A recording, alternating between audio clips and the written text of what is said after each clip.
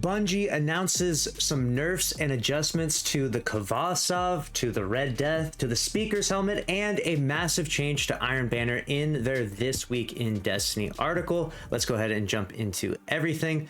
First thing they mentioned is that Act 2 starts on July 16th. After touching base with our old friend Failsafe and starting an investigation into the Vex on Nessus, we found that something is not quite right.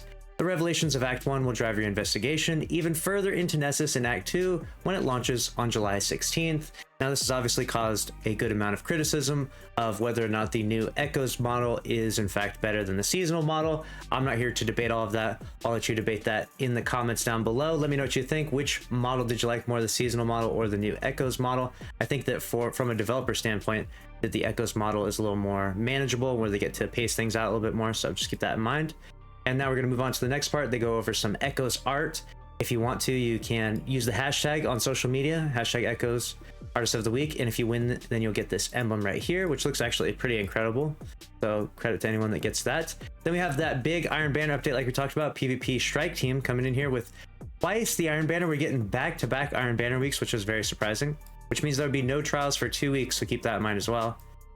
The Titan previously known as Lord Saladin, now Valis Forge of the Cabal Empire, will be back at the tower next week with a new edition of Iron Banner.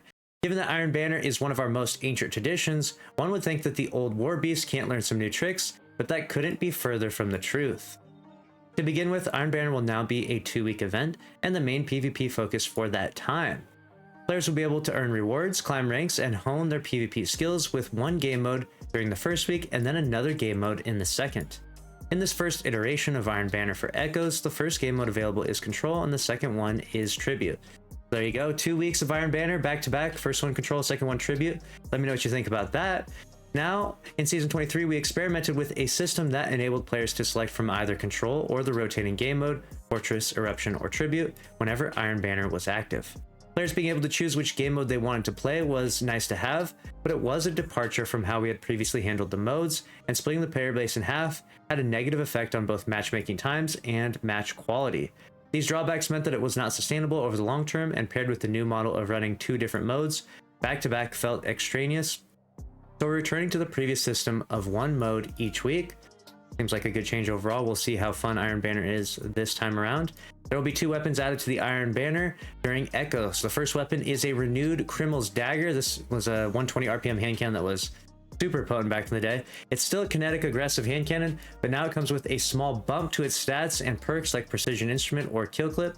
The other weapon is Claws of the Wolf, a rapid fire Void Pulse Rifle frame with a fan favorite perks like Head Seeker and Zen Moment, although the new perks like To the Pain are worth checking out too.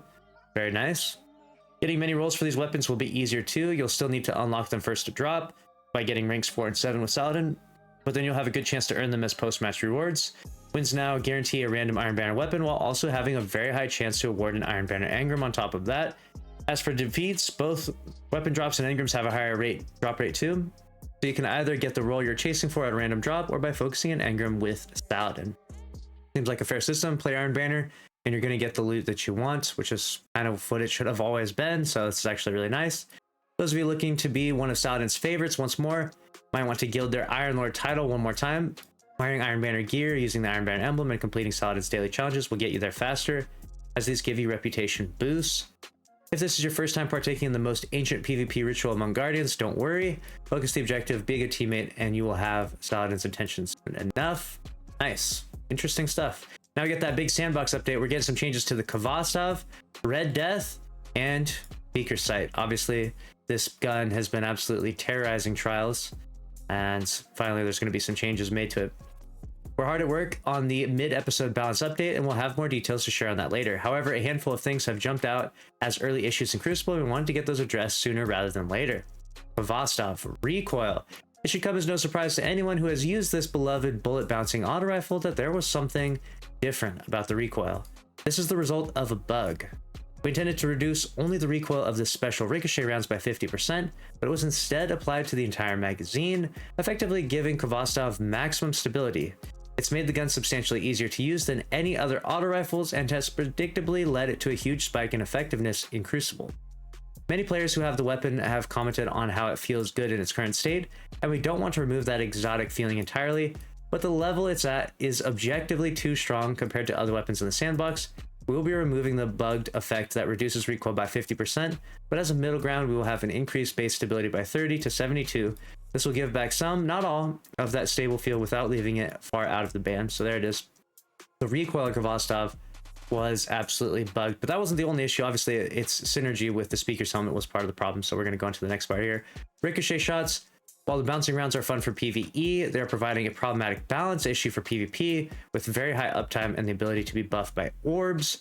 The damage they deal both on initial impact and on their returning bounces allows Kvostov to neutrally drop its time to kill down to a level usually reserved for more difficult to trigger damage bonus or boost. We want to avoid impacting PvE with this change. We have reduced the initial bonus impact damage against players from 15% to 5%. We also have reduced the bullet bouncing damage against players from 18.4 to 4.6, leaving PvE unchanged. These changes will retain the uptime of the perk in the Crucible, but bring the effectiveness more in line. There you go.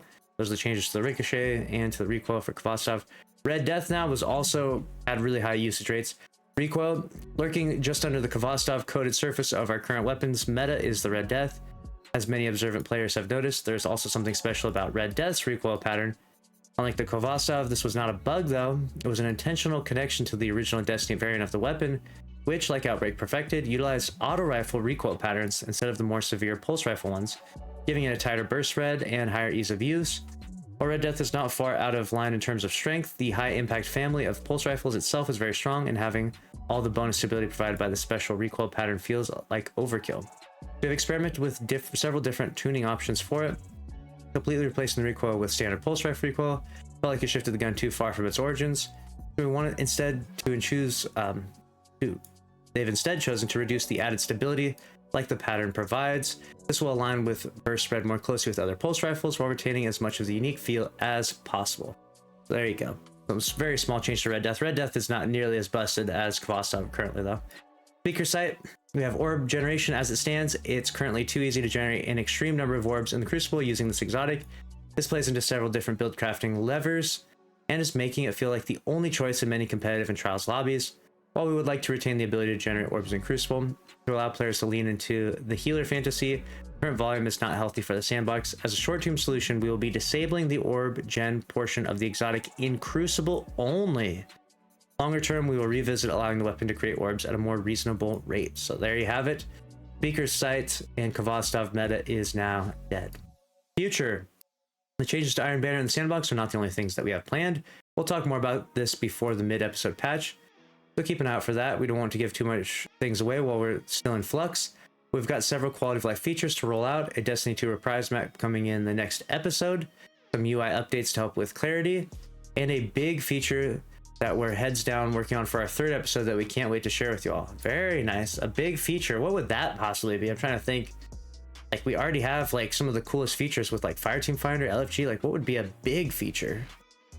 Let me know your speculation about that. We got Witness This cosplay. So we've got conclude our cosplay Cosmodrome. Talented Cinderlies. Very nice.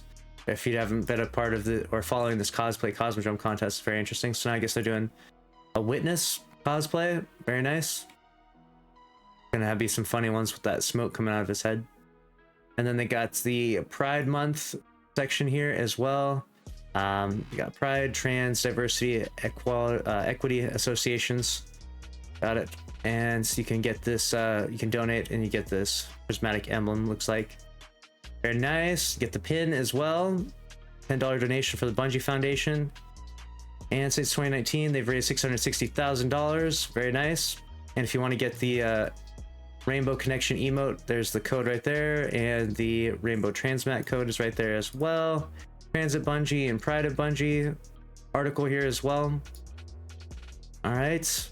And then we've got the 7th column of Chaos. Looks like they're doing another Bungie bounty for good. Nice. And then the player support report. And the usual, we got the pony error codes. And they're talking about the post-excision cutscenes. So that's pretty much a wrap on everything. The movie of the week, stuff like that. That's a wrap on all the big news in terms of stuff going on in the game. Let me know your thoughts down in the comments below. And make sure to subscribe if you want to stay up to date on all the news in Destiny 2. Smash the like button. I'll see you in the next one. Thanks for watching. Later.